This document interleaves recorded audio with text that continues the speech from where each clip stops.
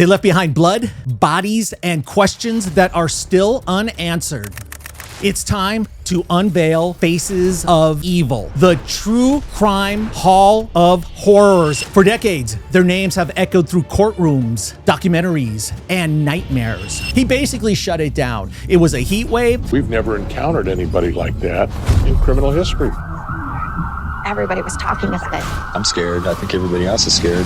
For 13 years, he was doing this, right? 17 victims. And you mentioned drilling the hole in the skull and pouring acid. He wanted to create a zombie. It's just staggering. It blew me away that this guy did this and how close he was to getting caught. And then his DNA matched BTK crime scene evidence. They've gotten away with it. And people know that in some cases there's victims, but they don't know who that guy is. They left behind blood, bodies, and questions that are still unanswered. For decades, their names have echoed through courtrooms, documentaries, and nightmares. These aren't just killers. These are icons of infamy. It's time to unveil our Faces of Evil, the true crime hall of horrors. And we're doing it today. Welcome, everybody. I'm Tom Zenner. This is Tom Zenner Scandal, the red hot YouTube channel, which is on fire, thanks in big part to the man over here, co-host of 1 Degree of Scandalous, K-Train, Kato Kaelin. Okay, I like that. I like the Faces of Evil because we can't say Faces of Death. That's an actual show. Yep. But Faces of Evil, it's this perfect description of what we're going to talk about today. Yeah, I walked in here, Kato. I said, I want Zeus having nightmares for weeks. I want him having to sleep under his bed after this episode. I think it just might. Now, we're going to break this down. So Zeus and I were actually talking about while you're on your way here. Zeus said he bought a new hide-a-bed, but he can't find it. I'm serious. I don't know. Sounds this like guy, Zeus. he's just like, Sounds so he's like sleeping on the couch. Anyways. Hey, you know, we've had an unbelievable run here where we visited some of the most iconic and epic crime sites here in Los Angeles. We're taking our show on the road. Yes, we are. We'll unveil some details about that, but in about 2 or 3 weeks, we're going to be doing it on the road. But today, we want to do almost like a hall of horrors, hall of shame, Mount Rushmore, but we're not making light of this at all. No. We're going to document who Kato and I feel the top 5 most infamous, the ones that have had the biggest grip on pop culture, the one that have mesmerized people the most, captivated audience for years. They just can't stop talking about these crimes and these killers. I know we said we're going to do top 5. It's almost impossible because first of all, there's so many, but every one of them that I picked and you picked your own, I don't know what your picks are of, I have a story about, and as bizarre as that is, you're going to be blown away. Time out. Like you have a story that like relates you personally to somehow these crimes, or well, when I say it, someone might have got something from that person,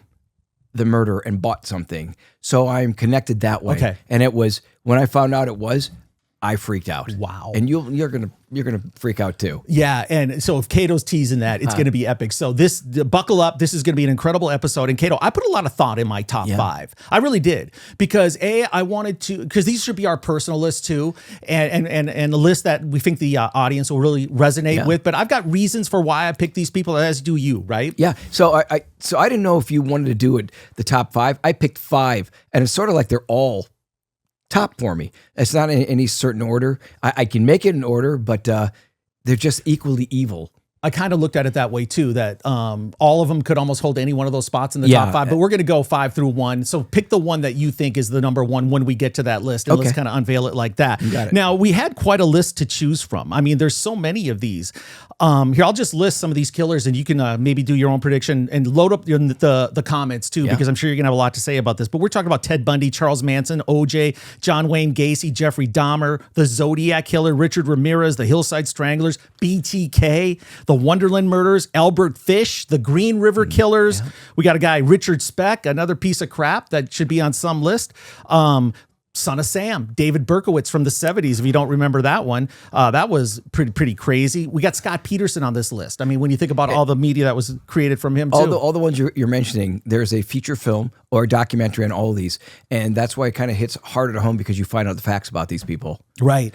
And some of them are still in jail. I mean, if you want to throw the Menendez brothers in there. By the way, I think Lyle got his BA in prison. Wow. Kudos to him. I mean, these guys are trying to rehabilitate themselves, and they have a shot here in August to possibly be let out on parole. But you've got your list. We're going to break these down. 5, 4, 3, 2, 1. We're going to give you details of these crimes. And so But before we do that, there's some honorable mentions that we could have too that didn't make the list, maybe that were close. Yeah, I don't want to start with that because someone might say in the comments like, well, how could you forget that person? How could you forget? I didn't forget anybody. Like Tom said, it was tough to pick, and unfortunate it is it's faces of evil because they are pure evil. But I'm going in what it meant to me and how it affected my life, and that's why my picks are about that. Because, like I said, I have a story about almost every one of them. Okay, so basically you're saying let's get to this list. Let's start it, huh? You want me to start with this thing? Okay, let's start it out. Kato, we're going to start number 5. And this is The Faces of Evil, the True Crime Hall of Horrors. You threw me a curveball, number 5, but I'll go to number 5 still. Okay. I'll go to number 5, Tom, because it was based on so many movies. It was a town that I've driven through in Wisconsin. It was a place that it was sort of an urban legend that you always would freak out. Growing up, that you always would think of Ed Gein. Ed Gein skinned the people, the women that he'd had. Ed Gein was based on the Texas Chainsaw Massacre, not even near Texas. All took place in a farmhouse in Wisconsin of a lonely man who would get a hooker, prostitute, for his lonely nights and kill them, take off their skin and make lampshades. It was also connected, that film, with Buffalo Bill from Silence of the Lambs. All this is revolved around Ed Gein. So when you grow up and you have friends and everybody's saying, oh my God, Ed Gein, when you're 7, 8 years old, when your parents are out and you have a babysitter, you have these thoughts in your head. And I watched, we used to go to drive-in movies. That was the thing. I don't know if any of our audience, well, you guys remember drive-in movies, right? Yeah. It was difficult because we would go with my family and we didn't have a car. No. So very difficult to go to drive. Trike rolling through. What were we We're just doing? standing up and doing it. No. And I would see all these movies that were based on Ed Gein, and it was such a huge story in Wisconsin, way before my time. But the fact that it's number 5 for me, how it still affects me because of thinking of him killing and skinning someone. You know, Geico had that commercial. Geico's commercials are usually pretty funny. And then they have that one, you know, where it's kind of the Texas Chainsaw Massacre kind of theme. If you're in a horror movie, you make poor decisions. That's what you do. I'm being quiet. Breathing on me. If you want to save 15% or more on car insurance, you switch to Geico. It's what you do. So when you have you driven by it as an adult then too and think, okay, this is where this went down? Have they raised the buildings? Yeah, it's all up north. You go through farm towns, and it's I can't think of the it's not Thiensville. It's if I could just think of it, someone in our comments will get it. Ed Gein, but Ed Gein was very, very. It's Wisconsin lore, and everybody knows in Wisconsin. You just mentioned Ed Gein. I don't care what age you are. Everybody knows Ed Gein. Amazing. Wisconsin, what the hell's going on out there? Well, don't give away my picks. All right, I'm not. Okay, I'm going with the number 5, and it's one of the ones that we've covered this spring, but I cannot leave this one off my list, and it is Richard Ramirez, the Night Stalker. This guy, when you think about the terror that he caused in this city, he basically shut it down. It was a heat wave. Now, we traced all his steps from the site of his first victim to where he was basically arrested, to the Greyhound station, and the sheriff's office that they brought him to the first jail. Right. And I just, this guy is just, he's central casting when it comes to a horrifying serial killer that nobody was safe from. And I think that's what differentiates him from everybody else, or a lot of them, is so random, so evil, and you look at him, he looked like he came straight from hell. Yeah, if we're going to do a cover story on Faces of Evil, he'd be the cover. Yeah. Because I think that he is Satan, Lucifer. He's got that look. He's the devil. Mm-hmm. If you're new to our channel and you haven't seen the episodes on Richard Ramirez and the Night Stalker that Kato did, we had Gil Carrillo, one of the guys that chased him down with LA sheriffs. Great stuff. They get thousands of views a day still. So go back and watch this. This was June 1984 to 1985. Heat wave in LA. And for some reason, people didn't want to lock their windows even though it was hot. But you figure, okay, this is a city of what? 15 million in the whole metro area. What are my odds? But unfortunately, the odds were in the wrong favor for 14 victims. Right. And we did the trail. We said this guy had the luckiest breaks as far as his car not breaking down, getting pulled over. And then, of course, the chase where he got out of a car, hopped over, and then his fate, of course, trying to steal the Mustang from the wrong guy. Yeah. So, yeah, it's a great call. That was... didn't make my top 5, but there's a reason. It's probably going to be in my because that is definitely an evil face. 4? Well, here, let me just add one more note. The thing about him was he looked like he was straight from the spawn of the devil. I mean, he really did. And then you bring in the Satanism that he brought into it, the sadism, the symbols that he would leave on the wall, and the fact that they couldn't catch him, and he was reading the headlines and enjoying all the attention he was getting. And you go to yourself, what would make someone turn them into a serial killer? And we examined his background. I mean, when you're on heroin at the age of 14 and you're looking at images and videos of people getting shot, I mean, he was warped from day one. Do you remember we had Gil on the show? And I mentioned to Gil, I said, who are the people that wrote letters and he ends up getting married to someone? What in show we should, I said, Tom, we got to get the person that married this guy. What in the world are they thinking? Yeah. And do they have this thing where they want to be with a killer?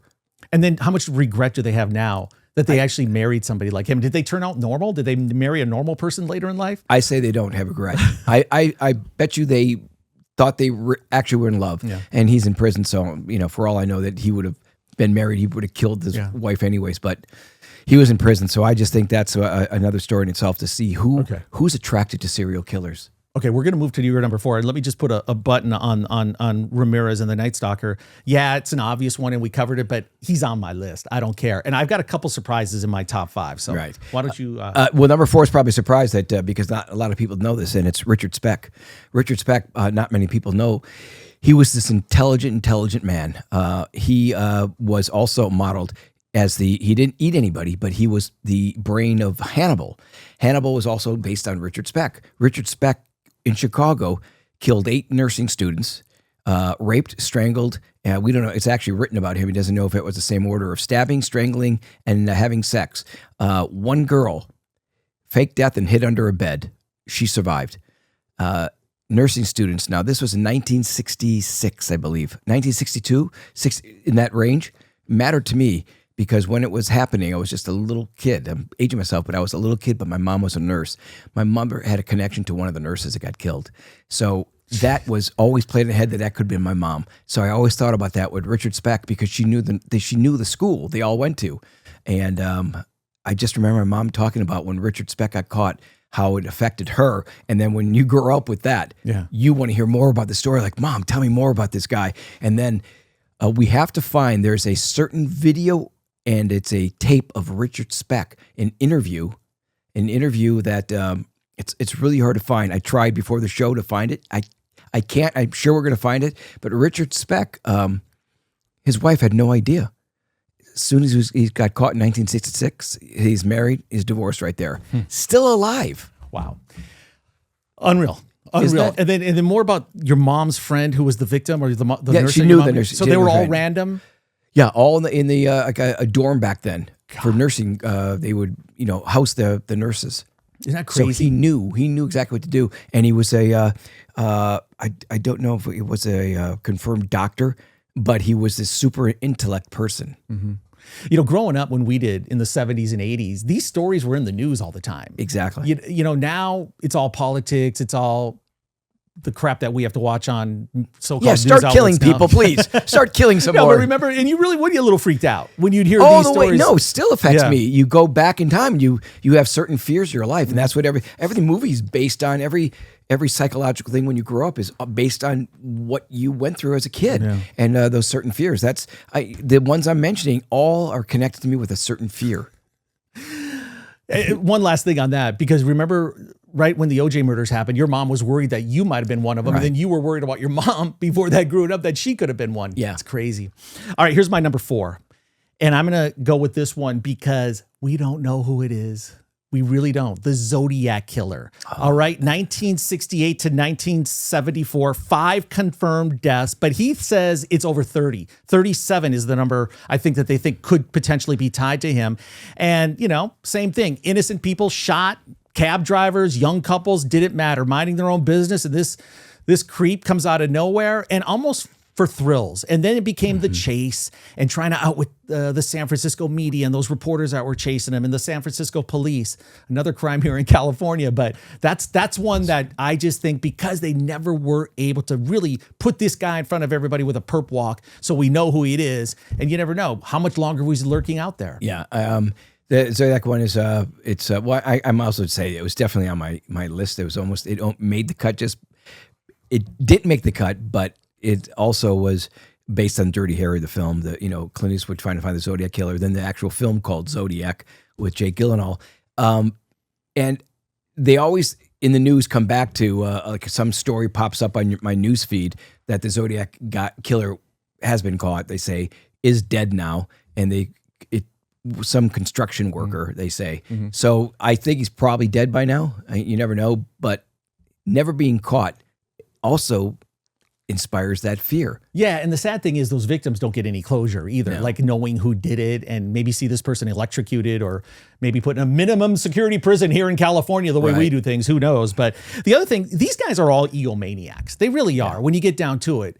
They love the chase, or at least a lot of them did, and I think he did, because he started wearing a black kind of hooded executioner's type outfit, and that was confirmed for one of the killings. So that, that'll get into the news. That'll be out there. That'll put more fear into people, right? You're going to run if you see somebody with a black hoodie. That's a great point, because the image is always the drawing they put in the newspapers of what he would look like. Yeah. And that drawing kind of haunts you still of what it looked like. Because they did the same thing with the Unabomber. They had that same hoodie, that same look that kind of instills fear in a person. And everybody's got a hoodie back then, you start going, that might be the killer.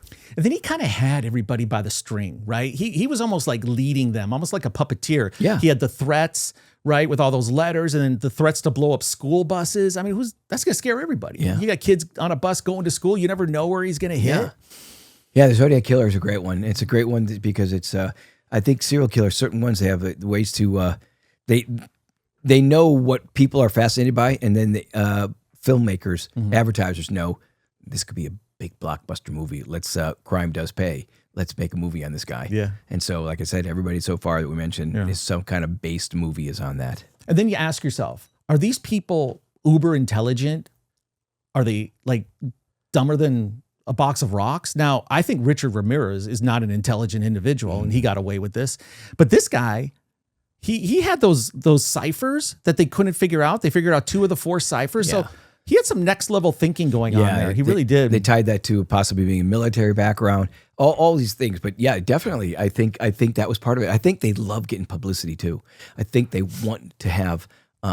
This isn't on my list, but the true story of a film called The Mean Season, but it's on a serial killer, and that was the basis. He wanted to be in the news, and when the reporter became more famous than the killer, he wanted to kill the reporter. That's a true story. Yeah, I know. It's amazing.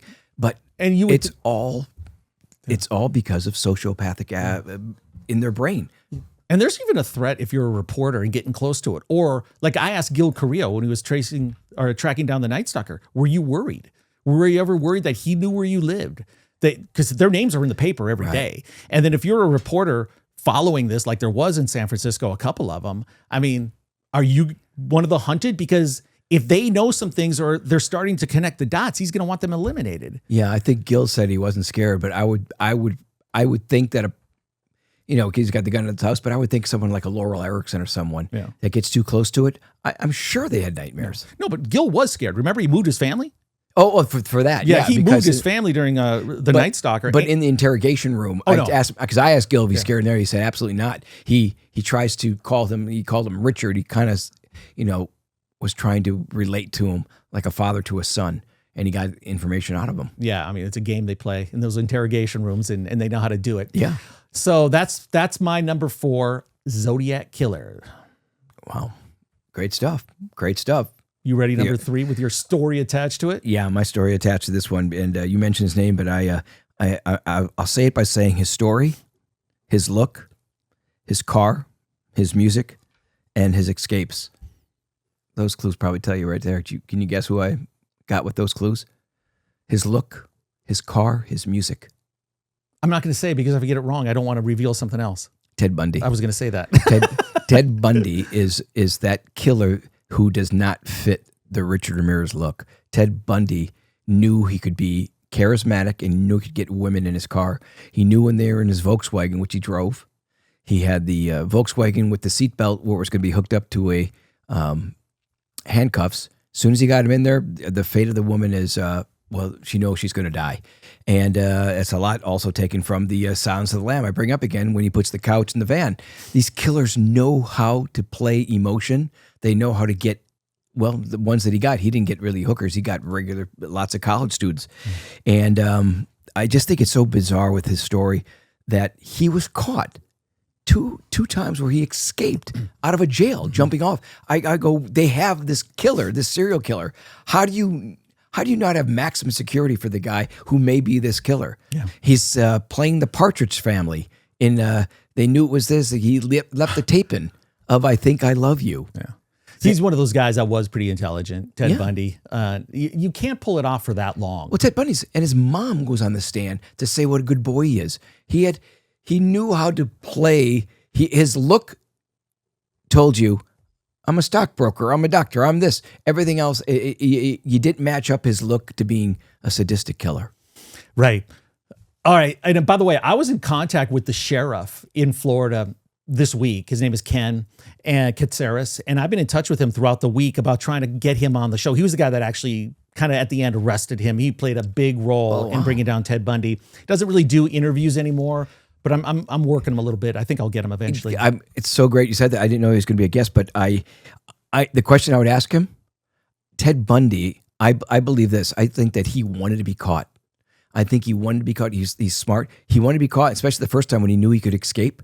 So I think a lot of serial killers, they kind of either they get sloppy at the end or whatever because they think they're so good at it, and I think that's what leaves them to get caught. And I think Bundy was one that said, "All right, I'm done. Someone catch me," and he got caught. It's a good one. Yeah, that's a really good one. Okay, my number 3 could easily be number 1. You're going to be surprised by who. All these could be number 1 for me too. They're so traumatic. I just hope there is a special place in hell for these two pieces of crap. And the guy that knows a lot about them is Tom Lang. We're going to talk about it, but they don't get the publicity that some of the other ones, but they're as evil as any of them. And this is the Toolbox Killers. Okay, they had a short run, but what they did was so horrific, and they preyed on teenagers and kids, and they had a van, and they would lure them into it. And the reason, like I'm getting chills talking about it right now, is because they were in my area where I live, the South Bay of Los Angeles, Redondo, Hermosa, Manhattan Beach, and then a little bit further south. It could be, and they tortured them. It would go on for days, and these 6 son of a bitches would record the audio and get off on that. I mean, these guys are the worst of any humans that have ever walked this earth. One of them died in prison of natural causes, and the other one, they were both 2 guys working in tandem, and it's sort of like the Hillside Stranglers, 2 guys, right? And they those guys were cousins, but Tom's mentioned this case a number of times, and I've gotten a lot of comments and requests to do this, and we will do a breakdown segment on the Toolbox Killers, Kato. Yeah. But man, sadistic and just horrific. Well, either it's Max or Prime, but they have the Toolbox Murders. It's got to be this. I've not seen it, so it's got to be that story. Yeah, it is. And that's and so their torture was killing them with things inside. Torture of it. Yeah, they'd use ice picks, hammers, wrenches. That's pliers. true. I wouldn't have guessed that one for you. Innocent kids. All right. And you've got a young son from Manhattan. Everything could happen. We'll talk, but that's scary for you. Just to think that actually existed back in the day, like where you live, it just brings everything close to home. Just like things have happened. And how do they get these? What are they saying to the kid to come into the van? Sometimes they'll just grab them. Oh. They'll open the side door and just grab them. Okay. The names were Lawrence Bittaker and Roy Norris. And again, Lang knows all about this. Bittaker was a career criminal with convictions for burglary and attempted murder. Highly intelligent. They said he had an IQ of 138. Norris had a long history of sexual assaults and had been diagnosed with schizoid personality disorder. They met in 1977 when they were in a prison. I don't know if they hatched a plan there, but they became friends. This was 1979, June to October. 1, 2, 3, 6 victims. And so the whole thing is with these guys, some I could see like Ramirez. By the way, I'm talking about everything. I'm not downplaying anything. Everything is evil, no matter what. But Ramirez thing was that he always had to need money. Mm-hmm. He had money for drugs or money for gas or whatever. They can't get money from these kids. So they're just doing it for pure pleasure, for the need that they need this high from killing someone. Yeah. That's That was Yeah. it. They had a 1977 GMC van, and it was basically a mobile torture chamber. That's what it was. They had a cooler that had drinks in it and beers. They had the toolbox. And like I said, they would drive these victims around for hours, maybe a day. And it was just, they took their time. And that's one that really isn't on the radar, but that's definitely in my top 5. I'll tell you what, serial killers, they give vans a bad name. Am I right? It's like you see a van, you're going to go, I'm not getting in that thing. You're a serial killer. Especially a van that looks like it came from the 60s or 70s. You know that guy's sus. No matter what. They're suspect. Maybe the VW van, you can get those, which was the van they had in Texas Chainsaw Massacre. Yeah. But Toolbox, I'm gonna research Toolbox that Killers. We'll get Lang in here to break that. it down. No, Lang, he's Lang got and Gill. We got to get. Well, and Tom worked on this one, so wow. he's got thick books of his just notes, evidence. I can't wait to find out how they got one. caught. I can't. I want to hear the story about Toolbox, but we'll save it. Okay, so we've got 5, 4, 3. We got 2 more for each of us. Well, once again, number 2. Number 2 is close to home. Very close to home. I knew the area. I know where the guy went. I didn't go to those things, but Dahmer, Jeffrey Dahmer. Jeffrey Dahmer, he basically brought Ed Gein back to life. My number 5 pick is related to my number 2 pick because Dahmer had mentioned about Ed Gein. He knew about Ed Gein, eating people, serving the food. Dahmer, who just made the city of Milwaukee, first of all, it just gave him a black cloud over Milwaukee for many years of the heinous crimes and the times that he could have been caught, the times that he had someone running naked, bleeding from their butt, and the cops seeing it and saying it's just a lover's quarrel. And he was so drugged up, also had drilled. The guy was drilled in his head with acid poured down it. The story of Dahmer, not just the Netflix show. I saw the Dahmer story when Jerry Renner played Dahmer years ago, and it's fascinating and it's bizarre and it's a psychologically it screwed my head up a lot because Dahmer would go. I'm going to take you to Milwaukee one day. I'm going to show you the bars that we went to as high school kids because back then you could drink at 18, but it's all this area and.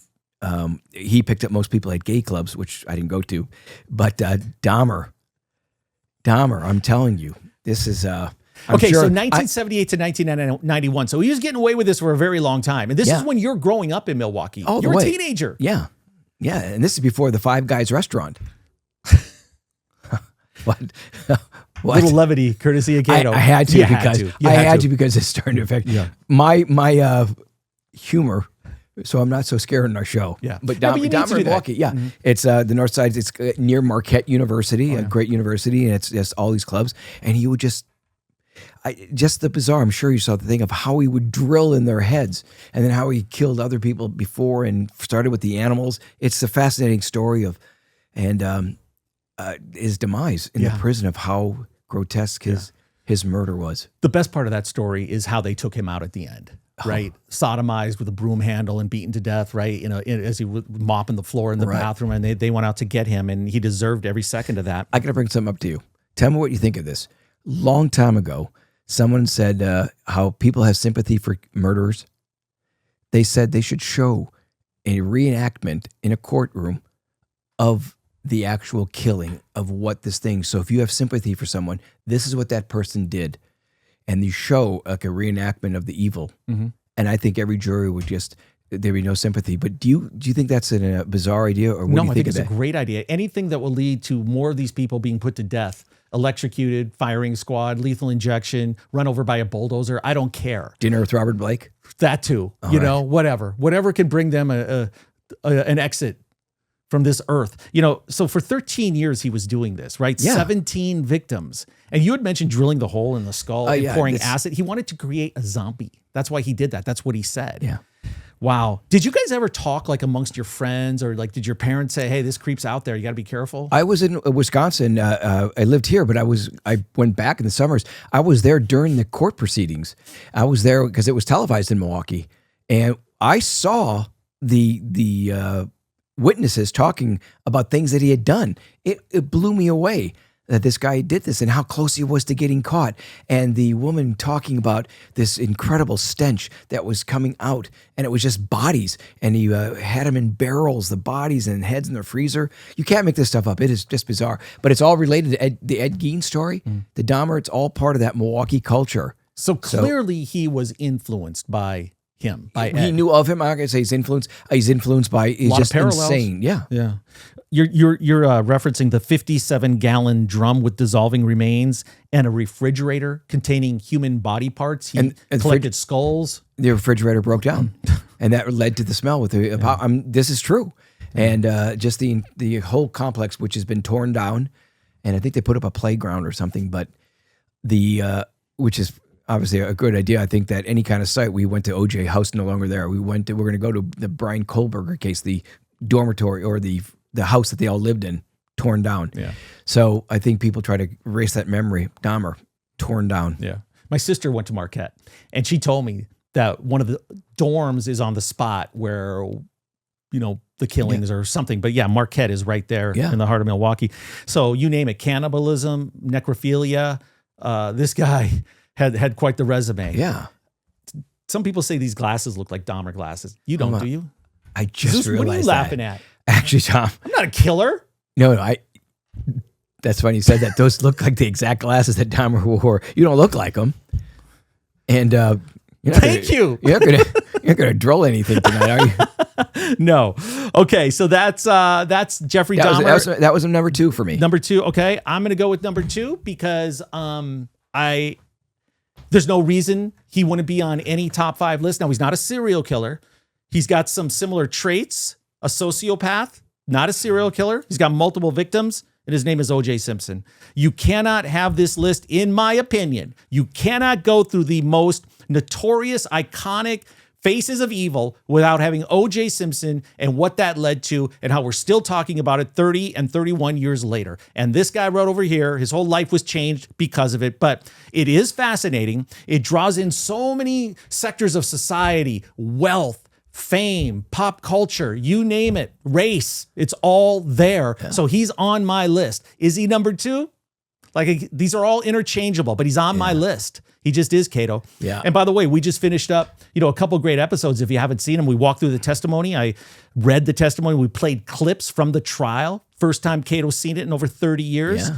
And then we just had a great recap episode last week, which coincided with the 30-year anniversary, the 31-year anniversary of the murders and the Bronco chase. Yeah, your pick, I would not pick that only because I don't see it as a serial killer for me personally. Easy evil, completely it makes sense for the face of evil. What he did, evil of two beautiful young people. He just he took life away from them. Yeah. So, but he's a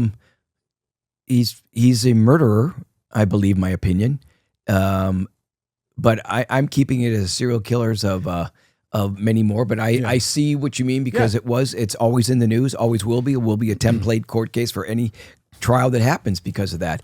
So I can't. There is no right or wrong. I'm looking at the fine print of this episode. Way at the bottom. This is Faces of Evil, True Crime Hall of Horrors. Yes. And he fits. Okay. He's not a serial killer. It's your pick. Okay? It's your pick. You guys know the story. You know the backstory. Who doesn't at this point? But I think we'll be talking about this in 30 more years. 30 years from now, we'll still be recollecting, talking about it. Kate will be you'll be like 60 then, and we'll be talking about it. Yeah, geez. And I'll be like 48 or something. Geez, I can't believe in my that. prime, right in my prime, and we'll be talking about it. You probably have your son take you here by then. You never know. You never know. My son's actually in the studio. We might bring him by a little bit later. Oh, Dash Zenner, patiently watching back there. He's a little scaredy cat right now. You see that? He's like, why'd you bring me to this episode? I didn't know these were actual killing stories. Why did you bring me here? Yes, Dash. All right, so what do we got? Do we have one left? Is that where we're at? Yeah, you know what? Why don't you go to your one? Because I think my one is going to, with the story I tell. You know what? No, I'll do it. Okay, let's ahead. wait. Let's wait for Kato's story. And this is one that when news sprung, because this guy did all his work without us really knowing it. We weren't following this for years and years and years until the very end. And then you go back and you go back and you go back. Could it be John Wayne Gacy? Could it be someone like that? No. Another killer in the Midwest, though. And I'm going with Dennis Rader, the BTK killer. bind, torture, kill. This guy, I mean, we're when the news broke, now this was going on in Kansas, and then you start hearing the details and the volume of the deaths.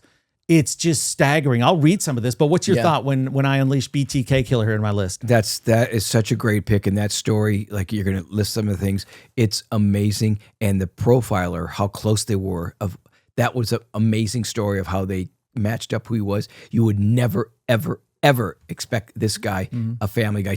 This story is fascinating. It's a great number one pick. Yep, and again, 1974 to 1991. And then he wasn't really captured until after that. So that's a long time. 10 confirmed victims, probably more, probably more. And he had this double life. He was a Cub Scout leader, right? He was a compliance officer. He was the church president at his church. That's cover for these freaks. That's what they do. They build trust. They make you think, oh, it couldn't be him. How could it be him? Building trust, that's the key. Yeah. So that was it. And, it was a strategy of his. Clearly, he had an obsession for control, right? Because once, some of these profilers could get their hands on these guys and figure out why, and especially for this to go on so long, control over his victims mirrored his real life career in enforcement. And that's what BTK is all about. It's control, right? And then, God, you wonder when you get some of these victims, do they think they got a chance? Yeah. You're bound, but then could you escape? And then the T part comes next, and then the K. It's just like there's not a penalty bad enough for these people that did these crimes. That guy rots in hell, I hope. And I'll tell you what, the Dennis Rader, the PTK, how he kept the souvenirs, how they found the souvenirs in his attic, how his wife and kids had no idea. And he did most of the killings when his wife and kids would take their own separate vacation. And he knew he was salivating, like he knew he had to find a victim. Yeah. And I believe, Tom, I mentioned earlier Bundy, he wanted to get caught at the end, he said. He wanted it to end. He got caught. The way the SWAT team all came around his house, he knew it was over for him.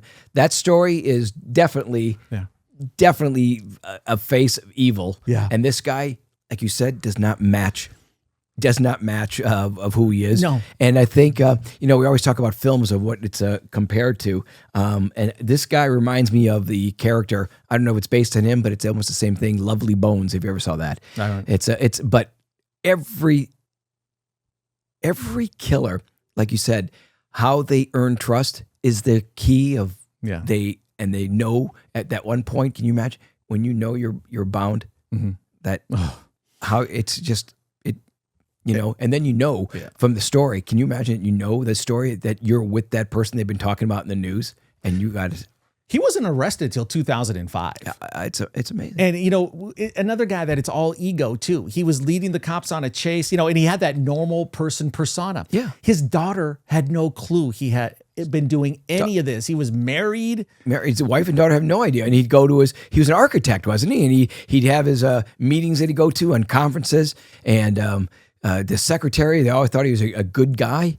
Yeah. So what happened was on the 30th anniversary of his first killings, he started sending letters to the police, right? It's almost like, do you have a conscience? And maybe they did. And maybe they wanted, well, he probably didn't like the fact that he wasn't getting the recognition, right? Because these people are so twisted, right? And they think what they're doing is an accomplishment. They've gotten away with it. Yeah. And people know that in some cases there's victims, but they don't know who that guy is. I wonder if that bugged him, that he wasn't getting the fame and people could identify him as this ruthless, evil killer. Who knows? That's what profilers do too. They find out what this person, what turns him on, what would how they can work it. That if certain things that would bug him later, it's like, okay, we can work this guy. Yep. So they thought he was off the radar, gone for good, right? They knew about these killings, but they didn't think they'd ever have a chance. So on the 30th anniversary of his first murders, he began sending cryptic letters again. He mailed in packages that contained crime scene photos of Victor's driver's license and riddles. Okay. So he was almost going to try to outstump the authorities, the detectives that are trying to find him. Now, he was also in, I think it was Wichita, right? So smaller town, not a huge metropolis. You wonder if maybe early on when the first victims when he kills his first victims, if maybe a more sophisticated police outfit could have maybe found more clues. But this is also a long time ago, without DNA, without a database, without fingerprints that they can just access. But in reference to that, I think they also at one point brought the FBI into Wichita, so they had more brains working it. So they have more people. The more you have, the more people working it, the man hours, it's probably easier to get. But Wichita, like you said, I can understand it's not a lot goes on there. As a matter of fact, I watched Wichita's Taxi Cab Confessions. It lasted one season. Not even. There's not a lot to do. Where do you want to go? Arby's. All right. Well, we got to wrap the show. And go to commercial. Hey, next week we go to McDonald's, right? The old HBO Taxi Cab Confessions, Wichita. Yeah. Here, I'll give you one more note on BTK. Okay. I love it. Yeah. This, by the way, because I saw so much on BTK Killer, this is a great pick by you. He looked like a mall cop or something, didn't he? Just kind of a frumpy, doughy mustache. It looked like he could be overtaken too. Like someone smarter could just kick him in the nuts or whatever. So in 2005, he sent a floppy disk to police asking them if it could be traced. And then they recovered metadata on that floppy disk. And it pointed to this guy named Dennis at Christ Lutheran Church. And then his DNA matched BTK crime scene evidence. So modern technology did take him down 30 years later or more. Yeah. I remember that. That's just so amazing that the floppy disk caught him. Yep. So, all right. Good job tracking him down. Man. That's my 5. All right. Load up the comments. What you think? Who did I miss? Who shouldn't have been on that list? I'll take it. Whatever. Kato, we got one more from you. One for me. Actually, yours is fantastic. So, but I think I'm the same par. I think I don't think I got a birdie, but I definitely got a par with you in this one. Also close to home in Wisconsin. Only about an hour and 20-minute drive away was John Wayne Gacy. John Wayne Gacy is known as the killing people and putting them under his porch.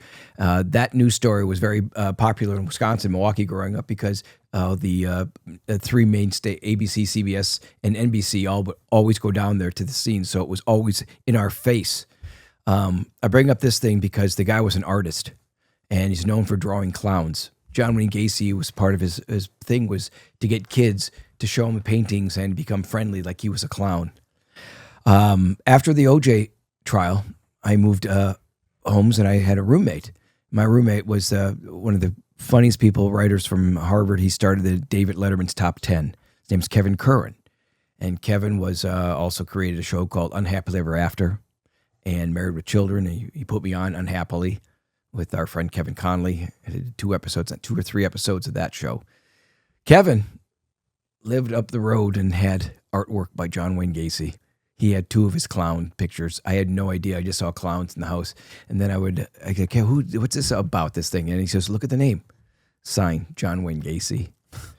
So the connection that I had to that, and the thing I said, I was living there, and we had separate quarters, but I always saw that in Kevin in the main house, that these paintings they just seem bizarre. And first of all, clowns kind of scare a lot of people, but this just had something. I didn't know at the time, I'm being honest.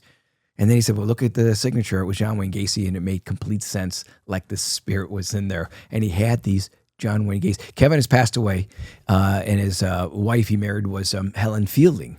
And we were all friends. And Helen, if you know, wrote Bridget Jones' Diary 1 and 2. So it was this connection. And I think Helen probably said, get rid of these paintings. I don't remember. After they got married, of course, I moved out. But it's so funny that Kevin was also executive producer of The Simpsons. So I basically moved from Simpsons house into the guy who was exec producers of The Simpsons. Not joking. I believe you. So all these things are sort of on my 5, all had a story.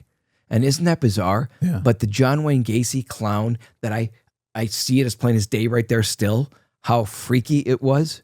And to know that this guy would kill how many kids, and he had him under, and he got caught because of the stench of the dead bodies under his porch. And he had that, he was a heavier set than that Dennis Rader, but he had that same kind of look of, could he be a businessman or could he be a psycho killer? He was a psycho killer. And that is my story of that John Wayne Gacy painting of the clown. Great story. Couple follow-ups. Number 1, Curran. Obviously, he's big time, right? I know who Kevin Curran is. I didn't know that was your roommate after the OJ. Yeah. Okay, great. Kevin, did he buy them? or did he live there and get them? No, from Gacy. He Okay, bought them. so he bought them. He bought paintings. Okay. Which is kind of bizarre. So, but I guess he had lots. Kevin collected a lot of different artwork and guitars from bands. So I can see that realm of he wanted to buy certain things. And I imagine people would actually go out and buy it, and you'd probably sell it for big money to certain people. Oh, yeah. Well, especially, I mean, there's a huge market for that kind of thing, right? And to think that John Wayne Gacy actually painted those, right? There's going to be a lot of people that'll want that just for some sort of like Gothic collection that they have or something. Yeah, it's like you said, it's very dark, but I totally get it. Gosh. But I just remember that picture. It's in every so often I have that image of that clown picture. Yeah. And, it's like some of the, like the Hillside Stranglers had their MO, Gacy had his, and you have to lure people with something unsuspecting. Clown outfit, right? Something that'll appeal to the kids. Whatever it takes. If I saw in a clown outfit, I'd say it's a killer immediately. Me personally, any guy that's wearing a clown outfit, I'm not getting close to him. No, and mimes. Don't Clowns be fooled. more than mimes. Don't be fooled. They could do something to you, right? I mean, yes, I will kill you now. A mime. Run from a mime if you ever seen one. All right, so there's a lot that could have been on that list. Here's one that doesn't stay like in the forefront of culture. And you haven't seen a lot of like movies, but they're out there. But do you remember the Atlanta child murders that were going on? Guess what city, Dash? Very good. Zeus said Savannah. Savannah's more vacation. That's vacation killing. No, it was Atlanta. No, this Atlanta. guy was horrible. Wayne Williams, right? I remember the story. 1979 to 81. At least 28 confirmed victims, all black kids. Incredible. There were a few adults victims linked to it later, but man, this guy, that's a lot of killing in 2 years. Yeah. That's incredible. I did an international. I don't mean to cut you off. I did an international one, and I did. My wife is Chinese in China, and you never hear the real news in China. But I researched. There's a killer. He had 69 kills that were confirmed. They think beyond 300. 23 rapes, and he did it all in rural areas of China. China's got over 1 billion people, like maybe close to 2 billion. So there's a lot of things that are going on in that thing. Not everybody is. Some people can be crazy. His name was Yang Zi. You got to pronounce it. It's Yang Jihan. So as you pronounce it with an X, Yang Jihan he's executed in 2004. And how they do it in China is just they put the old firing squad and they kill. But this guy it's also very popular in the Chinese, with Chinese people. They all know, you mentioned that name, it's sort of like saying hot pot. Mm-hmm. They all know what that is. They all know who this killer is. Mm-hmm. So that is when I did an international one because I felt like, not all the killing happens in America. Not all serial killers are everywhere. Oh, if I broke down the serial killers who have the most victims, they're all overseas. Right. So this is like the United Nations here of serial killer topics. But they're all over the place. Thailand, Europe, obviously China. One more note on the Atlanta killings. Oh, yeah. 28 kids, they think. He only got convicted for the murders of 2 adults. That's it. And served 2 life-term sentences. But so the parents of those victims never got any real closure. It was never made official that was the killer. He's going behind bars for doing that. That would be really, really tough, to not be able to have at least that, which leads me to my next question. I think all of these, and if for whatever future ones there are, I think they should be executed on television. I think it should be a pay-per-view. I think we should have the chance to watch it. And then all that money should go to the victims. Okay, I would watch every one of them. I'd record them. I'd watch them in slow motion. I want to see these guys die. So here's the question. What would be the best way to execute these guys? Like if you could. You mentioned the firing squad in China. Yeah. We don't really do that here. They did have it in Utah and a few other states. It had Gary Gilmore was, in the 70s was executed by firing a squad. You have lethal injection, which sometimes doesn't work. You have the electric chair. I would think that, first of all, the killer, the person that's going to be killed, they have the choice. So the choice is there. It's not up to. I don't think so. It depends on what the state or the federal guidelines say. Oh, I didn't know. I thought they had okay. So no, I think maybe they'll have an option sometimes. I think no matter what I would think the most powerful one to watch would be electrocution. The most pain and the thing of talking about what happens, how their face melts, the eyeballs actually pop out, and that's what I think a lot of them are. No, that's true. You know that, Yeah, right? right. But they cover the head a lot of times. But otherwise, Yeah. that would be. I think if people are watching on TV, I think that would cause a lot of nightmares. I don't know if I understand what you're saying with the pay-per-view, but that's a tough one. Would people do it? Well, yeah, it'd be huge. It would be huge. But you know what would happen after like the 10th one? People would be immune to it. I'd still want to see it. Yeah.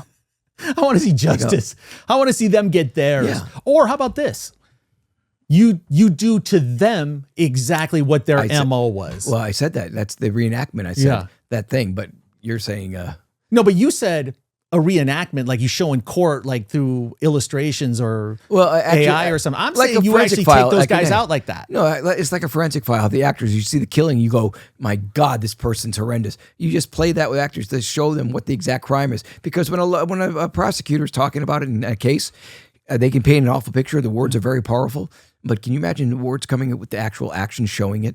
I mean, I agree with you. Yeah, I think it would help. I would help, just kind of like ease conviction, everybody's, misguided sympathy that they have for them. So that works. But I'm talking about when it's time to actually take him out. Take the BTK out, just like he did it, right? Yeah. Richard Ramirez, right? Son of Sam, all of them. Right. Wouldn't that be cool? Yeah, I think I shouldn't be that excited about this. What's wrong with me? I think we got to do a lighter episode next week. Yeah. We mentioned all these serial killers, faces of evil. We did mention that everyone was a man, but I do have one that's a woman, and that's Eileen Wuornos. And of course, Charlize Theron plays Eileen Wuornos in the film. And it's not one that you'd hear about, but when you watch the film and it's kind of based on a lot of the facts, it's this pure evil woman. Mm-hmm. She hated men. She hated men. She knew, and she had to take care of her lesbian love. Yeah. So she always had to rob, kill, and make sure the other person she was with didn't ask questions until she knew what she was doing. Okay, I'm glad you mentioned her. Yeah. I really am. If you saw the movie Monster with Charlize Theron, she won an Academy Award. She won an Oscar for that. And there's tons of other there's been a lot of movies and documentaries made on this. Now, I find this utterly fascinating. Yeah. I'm going to do a documentary on it. I'm going to voice over a documentary that we're going to add as extra content on the channel on her. So I've done a lot of research on her, Kato. Yeah. And again, it reminds me a little bit of Richard Ramirez, where you grow up, there's no chance. The only path you take is something really horrible and evil because of how you're brought up. She was constantly abused, sexually abused, given up for adoption by her parents, sent to her grandparents. Her grandfather abused her, then gave her up. I mean, all these things, it doesn't justify it, but you see where that toxic mix comes from. You can. And why I'm going to drop this thing in about 2 weeks, but we're going to have a little 25-minute documentary on her. You mentioned a sheriff in that area. Was he part of that case at all?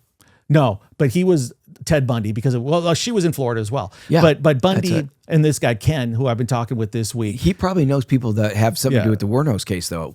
Oh, I'm sure he does. And you see Ken actually next to Bundy, like when he's being apprehended. Wow. I mean, he's that guy.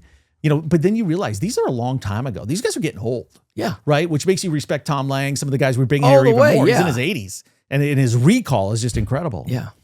So anyway, that's it, man. We wanted to do this episode. We wanted to talk about some of these cases, kind of tie a bow on some of the trips that we'd made, kind of give you an idea of what's coming up because we're going to keep doing it. But I thought that was interesting. I'm sure we get a lot of great comments on this. Yeah, no, I did. I like I said, I think it's fantastic. I think one of the best opinions is our viewers that we watch. They're pretty much different ages. I'm interested to find out what your son thinks of this show. Well, don't tell your mom what we were talking about today. Get up, go by your dad. What are you doing? Come on in here. I talk about Dash all the time. Look at the man. What's up? Young superstar. Go get down so we get you on camera next. What do you think of the show? What's that? Did you know any of these? You're younger. Oh, of course. Did you know the stories? Yes, I knew the stories, especially from all the movies and the television docuseries that I'm interested in as well. But honestly, my take, who I think the worst one was the Zodiac Killer. Yeah. So I'm giving my take on that. After watching that movie, that great film there, I think seeing the level of those killings and the teenagers and how he got away with it and still not being caught, I think that was the worst one. Now, I was talking to your dad earlier, but that's a great one. You comment that he mentioned that your zodiac sign is slippery when wet. Do you guys need me anymore? Is Dash taking over this show? Maybe. What is your zodiac sign? I'm a Pisces, so the K train. Yes, sir. Same All right. word. Hey, good Fish. analysis. Yeah, Thank you. excellent. By the great he knows opinion. a lot about the Zodiac Killer. And Zeus, why don't you scream? What was your favorite one? Or not favorite? Your Faces of Evil. Yeah. Did we miss anyone, Zeus? Anybody running around Texas? Or is there one? Is there a famous one in Mexico that we missed? Mexico? Well, your heritage, man. I mean, Sure, there's a lot. Probably El Chapo Guzman. El Chapo. Oh, El Chapo. Yeah, that's a good Yes. one. Yeah. Killed a lot of people. Yeah, So. yeah. Yes. All right. So, hey, good having you in here. Yes, sir. Yes, sir. Thank you, guys. The dash cam. Dash right? cam. Zenner? Dash cam. Great to have you in here. Summer vacation has started for him. All right, go back into the archive, check out the episodes that we've done over the last year and a half. So much of this was covered, and we've got a great summer coming up for you, man. So much good content. Loving life, baby. And then you are going to be hitting the road. Yeah, going to do a little MC, a little charity work, and of course, hitting my old place in Wisconsin, which Ed Gein and Jeffrey Dahmer are from. Nothing like the Midwest in the summer, except for the mosquitoes, Yes. but it is good. That's I'm going right. back to Minnesota. I had to go to Minnesota last week for one day, Kato. I went back for one day to Minneapolis. I had a couple meetings I had to do. So I met my parents at a truck stop that has a 24-hour cafe. Guess what I had for breakfast at 9 o'clock in the morning? I'll put the picture up. This is so good. I'd do it every day if I could. Steak and eggs and Nope. pancake. I had a beef commercial, which is roast beef on white bread with a heaping mound of mashed potatoes and gravy. It was awesome. It was delicious. Can you say diarrhea? Man, that was good. I recommend it, everybody. A nice roast beef I commercial. love the Midwest in the summer. Nothing like Wisconsin summers. All right, Dash, thanks for hanging with us today. Pleasure having you. Great, Dash. We You'll love have you, your man. own show soon. Zeus, And some shoes, too. hey, Zeus, I think this is like 1 year. This is 1 year in the studio this week. Yeah, I think so. Well, don't sound so excited, for God's sake. Zeus, it's been great. Zeus, words. There are 51 episodes here. 51. It's been exactly a year that we've been here. All right. So Zeus, appreciate this. Just don't forget who brings in the ratings around here. The VI. This is the show. If you ever have anyone have something scheduled, and I know Kato agrees with me this, you tell them no. You say do it another day. Go do it outside. Precedence. Us. Right, Zeus? Yeah. Okay. Thanks. Love it. All right, for the one and only K-Train, Kato Kaelin, I'm Tom Zenner. This is Tom Zenner Scandal, and we will see you very, very soon.